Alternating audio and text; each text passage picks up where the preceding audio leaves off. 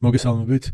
დღეს 27 დღეა რაც ბიტკოინს ვყიდულობთ სისტემატიურად $5 ოდენობით დაახლოებით და არც დღევანდელი დღე იქნება გამონაკლისი და მინდა ერთი გადახვევა სანამ ვიყიდი.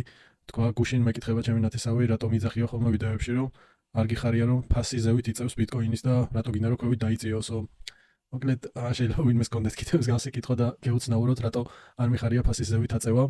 მთავარი მიზეზი ამ სტრატეგიის განხორციელების დროს ის არის, რომ აქ მიზანი არის ის, რომ შევაგროვოთ რაც შეიძლება მეტი ბიტკოინი 20 წლის განმავლობაში და თუ ფასი მაღალი იქნება, ხშირ შემთხვევაში მაშინ ნაკლები ბიტკოინი შეგვიგროვდება, ხოლო თუ დაბალი იქნება, უფრო მეტი ბიტკოინის ყიდვა შევძლებთ $5 ყოველდღიურად.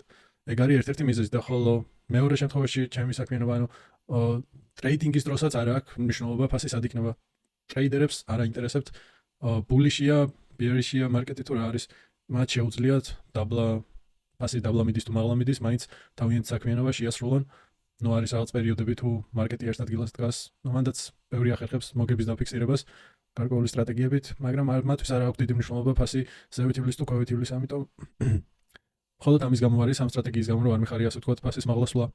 თორე ისე დიდი პრობლემა არა.